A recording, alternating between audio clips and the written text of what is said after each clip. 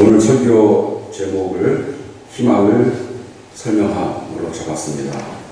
언뜻 제목만 생각하면 조금 문법적으로나 또 표현이나 조금 부족한 것이 있는 것 같습니다. 그러나 그 제목은 제가 오늘 우리가 읽은 성경 말씀에서 그대로 따온 것입니다. 세 부분의 성경을 읽었는데 희망을 설명함이라는 제목이 어디에서 나왔을까요? 바로 베드로전서에서 나왔습니다. 베드로전서의 그 배경은 초대 기독교인들이 엄청난 고난을 받고 있는 상황이었습니다. 여러분이 정의를 위해서 고난을 받으면 여러분에게 복이 있습니다. 그들의 위협을 무서워하지 말고 흔들리지 마십시오. 이렇게 설명을 하고 권면을 하고 있습니다. 그러면서 15절을 보니까 다만 여러분의 마음속에 그리스도를 주님으로 모시고 거룩하게 대하십시오. 여러분이 가진 희망을 설명하여 주기를 바라는 사람에게는 언제나 답변할 수 있게 준비를 해 두십시오. 바로 이 구절에서 희망을 설명함이라는 주제가 나옵니다. 여러분이 가진 희망을 설명할 준비를 하라는 것입니다. 저는 이 단어가 굉장히 새롭게 다가와서 이 단어에 대해서 좀 깊은 묵상을 하면서 원어가 히라보 원어가 어떤 식으로 표현이 있을까를 살펴보았습니다. 그랬더니 굉장히 중요한 단어를 만나게 되었습니다. 희망을 설명한다고 할 때 그 설명함이 어떤 단어가 쓰여졌을까요? 그리스어로 히라보로 바로 아폴로기아라는 단어가 쓰여졌습니다. 아폴로기아라는 단어는 우리가 영어 단어에서도 어폴로자이즈에서도 나오고 또 신학에서는 변증학을 아폴로제틱스라고 이야기를 합니다. 기독교의 내용을 세상 사람들이 알아들을 수 있게 특별히 철학적으로 풀어내는 그런 신학의 분야를 변증학이라고 하는데 그 변증학을 영어로는 아폴로제틱스라고 합니다. 우리가 언뜻 그냥 지나가면서 희망을 설명하라라는 그 문구를 대하지만은 그러나 희망을 설명하는 일, 아폴로기아는 우리 기독교의 역사에 있어서 너무나도 중요한 일이었습니다. 어떻게 보면 우리 기독교 신학이 형성될 수 있었던 것은 바로 초대교회 기독교인들이 갖고 있었던 그 희망, 그 소망을 설명하는 가운데 신학이 체계적으로 구성이 되었다고 이야기를 해도 과언이 아닐 것입니다. 당시 수많은 순교자가 생겼던 상황에서 기독교인들은 소수자였고 아무 힘이 없었습니다. 그야말로 주변인이었고 약자였고 그래서 베드로전서의 톤을 보면은 굉장히 주도적이고 희망적이고 또 그 적극적인 태도라기보다는 좀 방어적이고 좀 이렇게 수비적이면서 소극적인 태도를 보이는 것을 우리가 알 수 있습니다. 이 사람들에게 길가로 나가서 예수 그리스도의 복음을 담대하게 전하라 이렇게 권고를 하지 않고 여러분들은 늘 조용히 선한 일을 힘쓰라 이렇게 이야기를 하지 않습니까?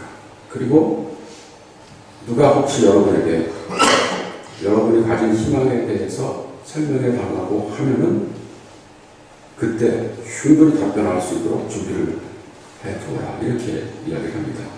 시대가 그랬던 것이죠. 상황이 너무나도 어려웠던 것이죠.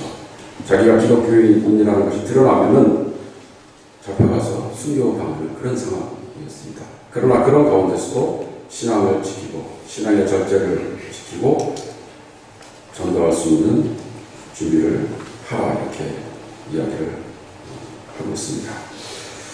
이와 비슷한 분위기를 우리는 사도행전에서도 만나게 됩니다. 사도행전은 사도 바울이 전도 여행을 하면서 소아시아 지역에서 머물다가 유럽으로 넘어가서 데살로니가, 베레아 등에서 전도를 하고 드디어 유럽의 문명의 중심지인 아테네에 도달하여서 생긴 일입니다. 성경에는 아덴이라고 했지만은 우리가 아테네로 알고 있는 이 도시는 어떤 도시였습니까? 우리가 너무나도 잘 알지 않습니까? 정치와 경제와 철학과 문학과 예술의 중심지였습니다. 그곳에서 아레오파고라는 법정에서 바울이 이야기할 수 있는 기회를 가졌습니다.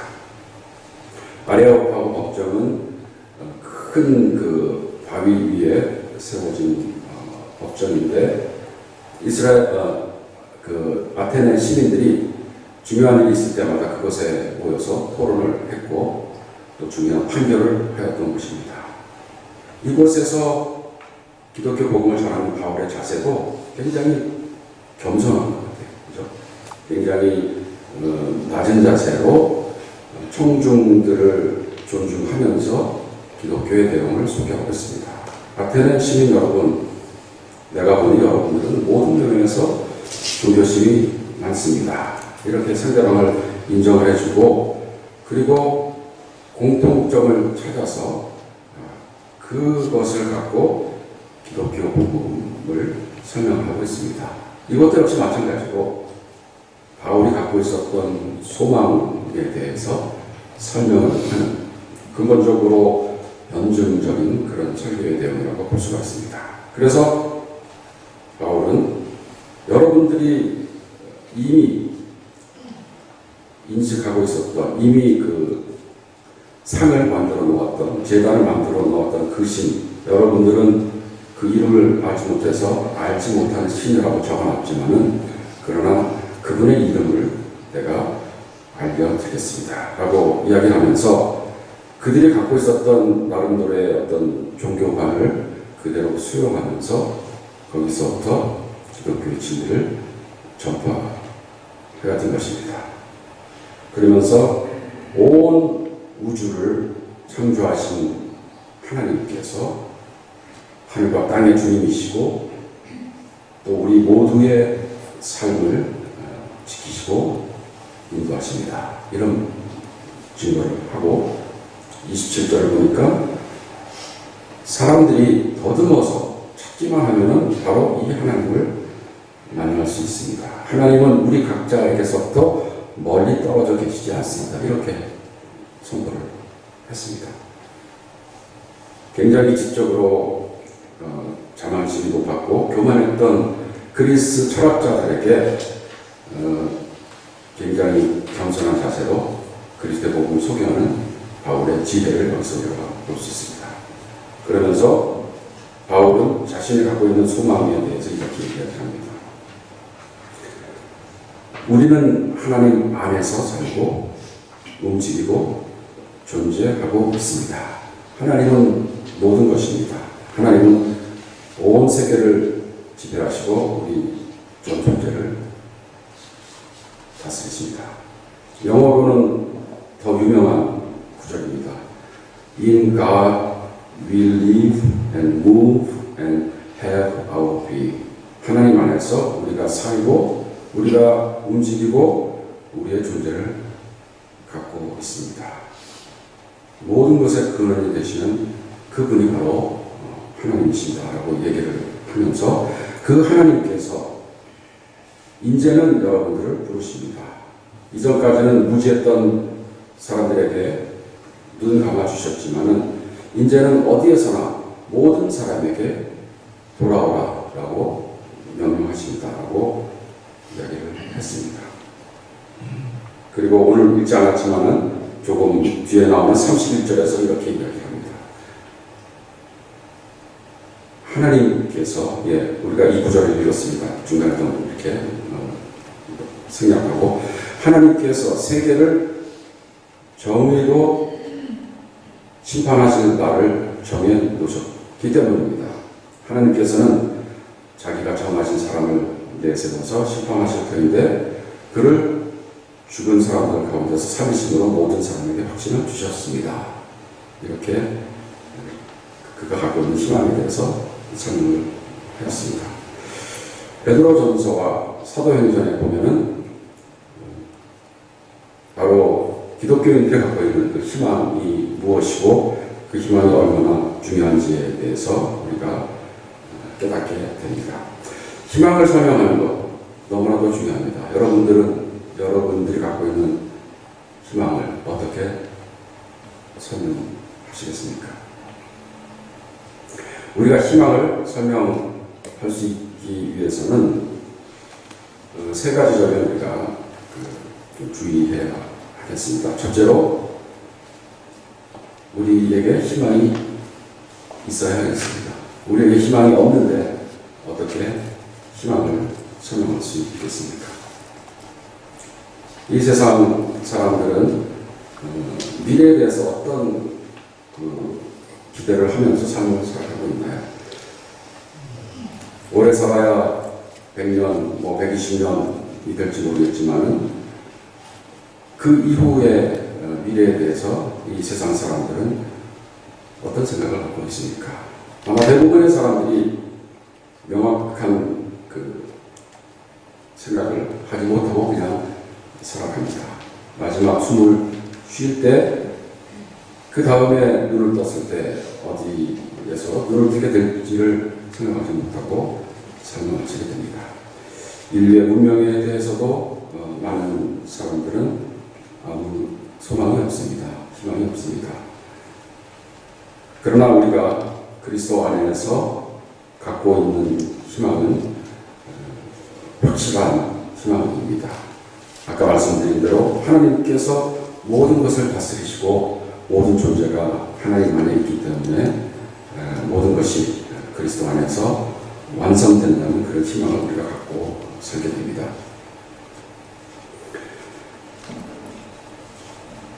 베드로 전서의 말씀 22절을 보면 그리스도께서는 하늘로 가셔서 하나님의 오른쪽에 계시니 천사들과 권세자들과 능력들이 그에게 복종하고 있습니다. 그리스도를 통하여서 온 세상이 악한 상태에서 회복이 되어서 하나님의 뜻대로 온 천하가 다스려지는 것, 그것이 바로 미래의 완전한 소망이 볼 수 있다고 우리에게 이야기를 하고 있습니다. 요한복음의 본문에서도 예수 그리스도께서 우리를 위해서 십자가에 돌아가시고 또 부활하시고 또 우리에게 보혜사 성령을 보내주심으로써 우리가 그리스도와 하나가 되고 또 그리스도를 통해서 우리가 아버지와 하나가 된다라고 말씀을 합니다. 20절을 보니까 그날이 언제일까요? 먼 미래에 어떤 날이 될 수도 있겠고 또 바로 오늘이 될 수도 있습니다. 우리가 하나님과 관계를 맺는 그날이 되겠죠. 그날에 너희는 내가 내 아버지 안에 있고 너희가 내 안에 있으며 또 내가 너희 안에 있음을 알게 될 것이다. 우리가 하나님과 하나가 되는 것, 그것이 우리의 미래에 있을 그런 꿈이고 희망이라는 것을 깨닫게 됩니다. 우리가 이 세상 사람들의 제한된 그런 판단에서 올 수 있는 낙관론이 아니고 하나님으로부터 오는 이런 소망을 갖고 살 때 온 천지를 지으신 하나님이 또 온 천하를 완성하실 것이다라는 그런 희망을 갖고 살 때 이 땅에서 우리들을 해칠 수 있는 것은 아무것도 없습니다. 우리들은 진리의 말씀대로 하루하루 삶을 살아갈 수 있는 것입니다. 희망을 설명하기 위해서 두 번째로 우리에게 필요한 것은 바로 세상 사람들이 우리가 갖고 있는 희망에 대해서 궁금해야 한다는 것입니다. 오늘 베드로 전서의 말씀도 분명히 순서가 그렇게 되어 있습니다. 우리가 무조건 설명하는 것이 아니고 세상 사람들이 우리가 갖고 있는 희망에 대해서 물어볼 때 설명할 준비가 되어 있어야 합니다. 이 세상에서 가장 어리석은 선생님은 학생들이 궁금해하지 않는 것을 가르치는 선생님이죠. 질문이 없는데 답을 하는 사람은 참 어리석죠. 세상 사람들이 우리를 보고 아니 저 사람들은 왜 저렇게 다를까? 왜 소망이 있을까라는 궁금증을 갖고 있는 상태에서 우리가 우리의 희망에 대해서 설명하는 것과 세상 사람들은 아무 관심이 없는데 나의 소망에 대해서 설명하겠습니다라고 하는 것은 큰 차이가 있습니다. 제가 옛날에 특히 제목을 접하면서 참 이상한 제목의 영화도 있구나 이렇게 기억이 나는 영화가 있는데요. 영화 제목이 구타 유발자입니다. 혹시 영화 보신 사람 있을지 모르겠어요. 근데 뭐 제목만 들어도 어떤 뜻인지는 알겠죠. 어떤 점에서 우리들은 우리의 소망찬 생활 때문에 사람들이 질문을 하게 해야 하는 그런 삶을 살아야 합니다. 질문 유발자. 그리고 우리의 삶을 통해서 사람들이 구원을 받을 수 있도록 구원 유발자의 삶을 사는 것이 참된 기독교인의 모습이라고 생각이 듭니다. 우리가 어떻게 살아야지 세상 사람들이 우리들에게 궁금증을 가질까요? 세상 속에 묻혀서 다른 n분의 1의 인류와 아무 차이가 없이 삶을 살아간다면 굳이 사람들이 우리들이 갖고 있는 믿음에 대해서 물어볼 이유가 없겠죠. 우리들이 이 세상을 살아가면서 이 땅에서 취할 수 있는 모든 이 땅에서의 부귀영화 그것을 위해서 사는 것이 아니고 이 세상을 초월하는 더 고귀한 가치를 생각하면서 그런 소망을 가지면서 삶을 살아가서 우리 매일의 삶이 다른 사람들과 구별될 때 그때 많은 사람들이 우리들에게 접근해서 질문을 할 것입니다. 주류 문화가 어느 쪽으로 가든지 세상의 세태에 흔들리는 것이 아니고 늘 진리를 마음속에 품고 소망을 생각하면서 그 목표를 향해서 끊임없이 한 걸음 걷는 우리의 모습을 볼 때 세상 사람들은 궁금해서 견딜 수 없을 것입니다. 어떤가요? 우리 교우들의 주위에 있는 친구들은 여러분들의 삶을 보고 자꾸 무엇인가 이렇게 물어보려고 한 번 좀 만나서 얘기 좀 하고 싶어 하고 그런 일들이 있습니까? 오늘 우리가 읽은 성경의 배경이면 그 시대, 정말로 어려운 시대였습니다. 순교자의 피가 많이 흘려진 그런 시대 아니었습니까? 그때 기독교인들은 절대적인 소수였고 또 절대적인 약자였습니다. 그러나 그들이 자신의 신념을 끝까지 지키면서 삶을 살아가는 모습을 보고 많은 사람들이 호기심을 갖게 되었고 또 나름대로 탐구를 하기 시작했습니다. 순교에 관한 많은 기록들이 있지만 어떤 기록에 의하면 순교당하는 그 모녀의 이야기가 이렇게 나옵니다. 원형 경기장에서 기독교인들을 풀어놓고 사자와 같은 맹수를 그 안에 보냈습니다. 어느 어머니가 두려워서 눈물을 흘리고 떨고 있는 어린 딸을 안고 있습니다. 사자가 자기 먹이를 확인하고 그 모녀를 향해서 달려오려고 준비를 하고 있습니다. 아이가 너무 무서워서 울 때 이 어머니는 그 딸에게 이렇게 이야기를 했다고 합니다. 눈을 감고 편안한 마음으로 하나님께 기도를 해라. 그러면은 잠시 후에 눈을 뜨면은 우리 모두는 천국에 있을 것이야. 이렇게 이야기를 했다고 합니다. 이런 이야기가 너무나도 많이 생겨났던 것입니다.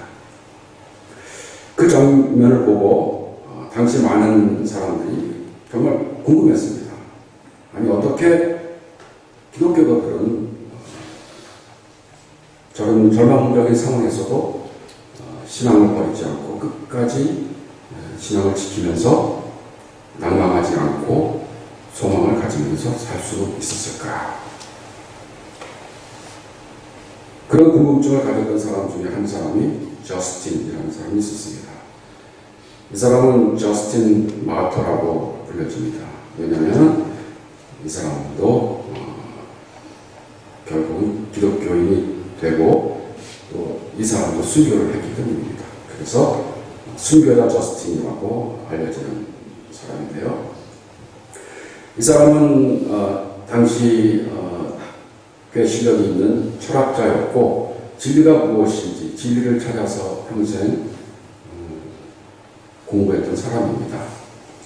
그런데 순교당하는 기독교도들의 모습을 보면서 너무나도 그들이 갖고 있는 소망에 대해서 궁금해서 공부를 하기 시작을 했습니다.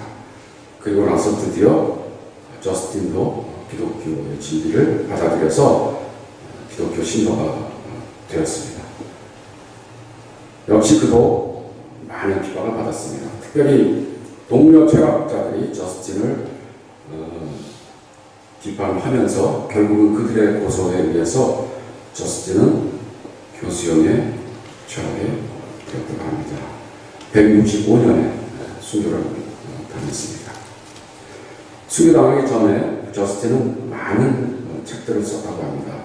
그 중에서 우리에게 아직 전해지는 책들이 있는데 그 제목이 바로 변증서라는 책입니다. 아까 이야기한 대로 아폴로기아.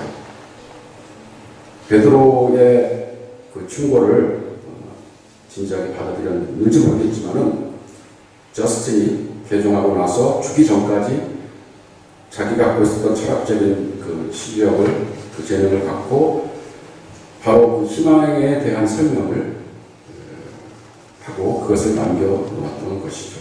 그를 이어서 수많은 변증가들이 등장했습니다. 어떤 이는 비박을 당하기도 하고 어떤 이는 또 순교를 당하기도 했습니다.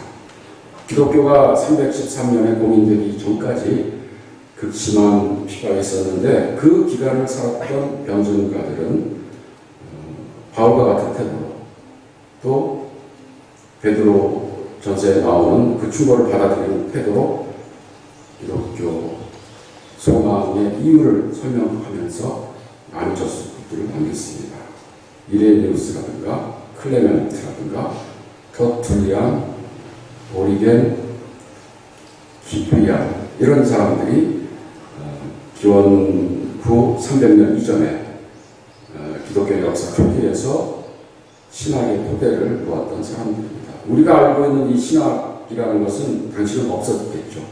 그 신학의 기초, 신학의 그 첫걸음을 마련한 사람들이 바로 이 변증가 신학자들이었습니다. 베드로가 권고한 희망의 이유를 설명하라라는 그 당부가 얼마나 중요한 당부인지 우리들이 깨닫게 되는 것입니다. 바로 희망에 대해서 궁금해하도록 우리가 세상 사람들과는 다른 가치관을 갖고 사는 것, 그것이 우리가 희망을 설명하기 위해서 갖춰야 될 두 번째 조건입니다. 첫 번째 조건이 뭐라고 했죠? 우리가 희망을 실제로 가지고 살아야 한다. 두 번째는 세상 사람들이 희망에 대해서 궁금해야 한다. 세 번째로 희망의 이유를 설명하기 위해서는 그 희망의 이유를 설명하는 일에 더 관심을 갖고 잘 해야 한다는 것입니다. 이미 제가 말씀드린 그 변증가들이 당시의 상황에서는 최선을 다해서 설명을 잘 해주었습니다. 당시 그 그리스 철학, 특히 스토아 철학이 주류 철학이었던 그 시절에 철학과 기독교 신앙의 내용을 잘 연결하여서 설명을 잘 해주었습니다.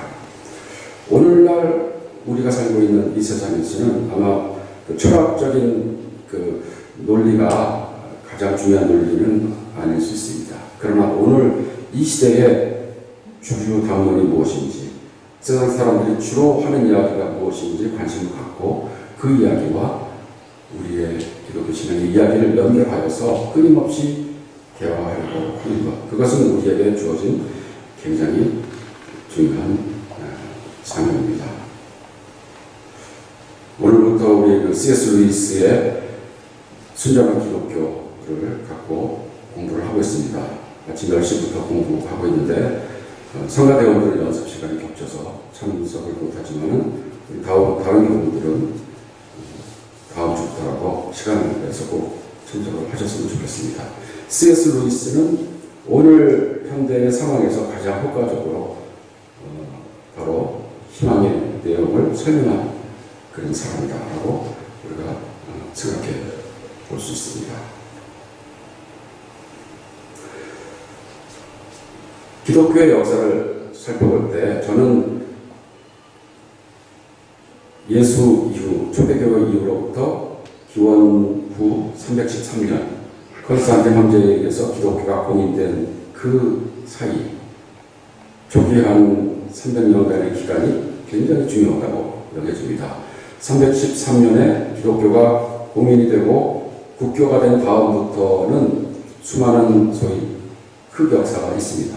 우리가 좀 버리고 잊고 싶고 기억해내고 싶지 않은 일들이 많이 있습니다. 그러나 313년까지의 기독교의 역사는 우리 기독교 역사의 그 핵심이라고 볼 수가 있겠고, 우리가 늘 다시 찾아가서 그 순수한 신앙을 되새겨야 하는 그런 중요한 시기라고 여겨집니다.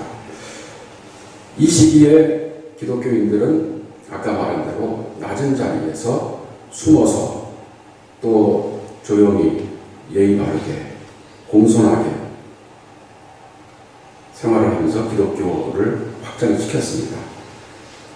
313년 직전까지만 해도 황제에 의해서, 로마 황제에 의해서 엄청난 박해가 있었습니다. 그러나 그 기간 동안 계속해서 기독교는 성장을 하였다고 합니다.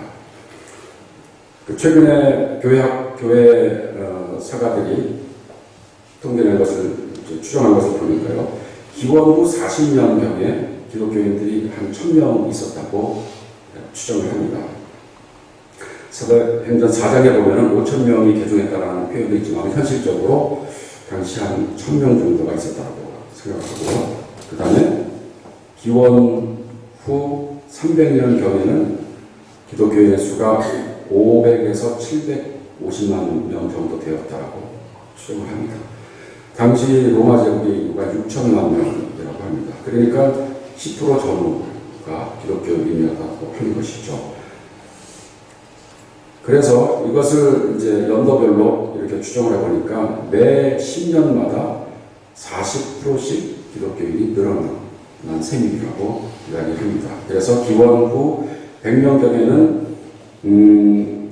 7,500명 정도, 인구의 0.0126%가 기독교인이었고, 100년이나 됐는데도 그거밖에 안 됐죠.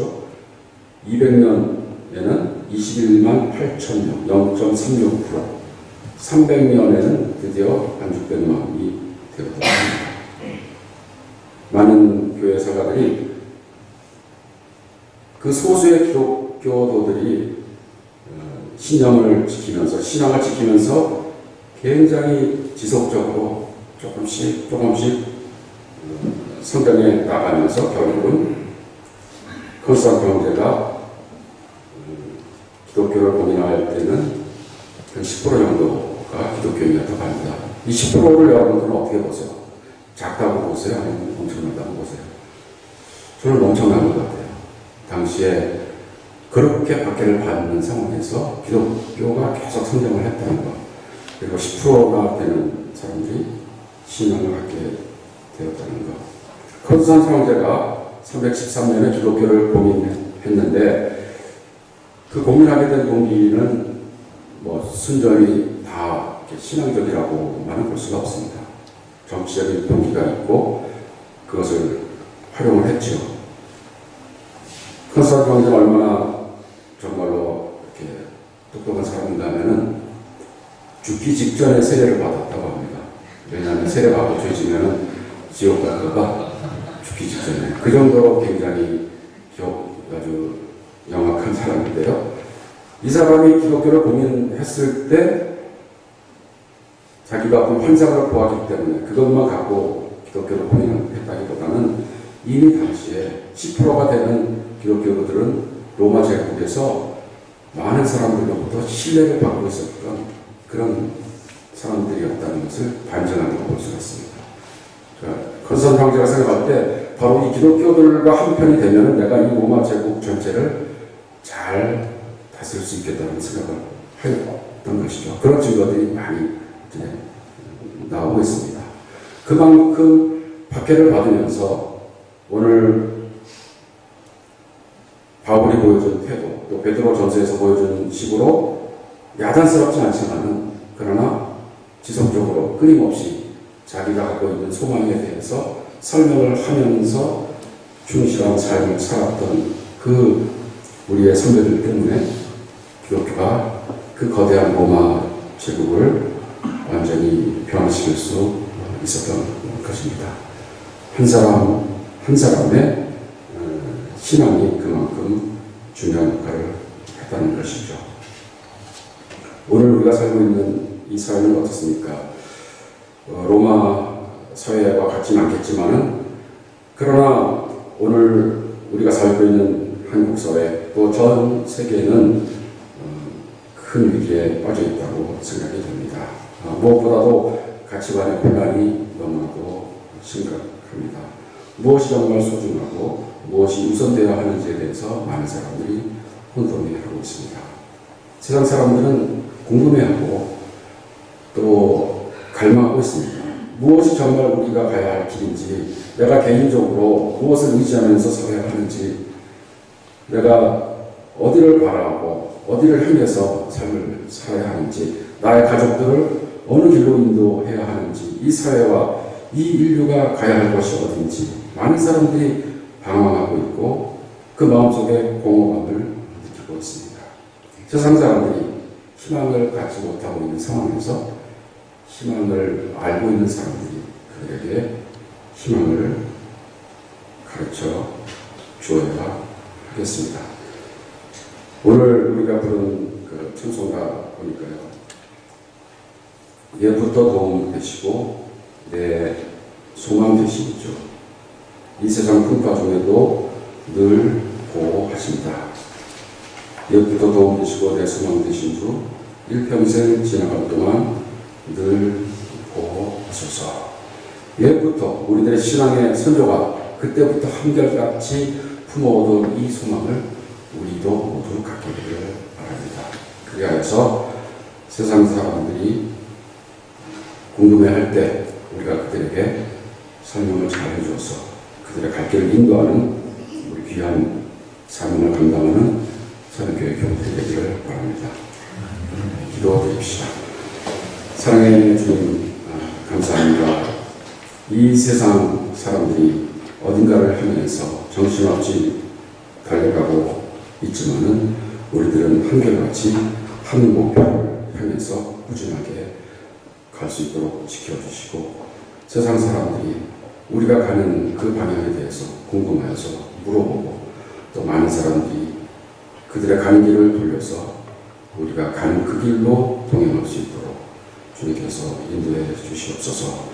세상 사람들에게 우리가 갖고 있는 소망을 잘 설명할 수 있도록 우리에게 신앙을 주시고 능력을 주옵소서. 감사드리며 예수님 이름으로 기도드립니다.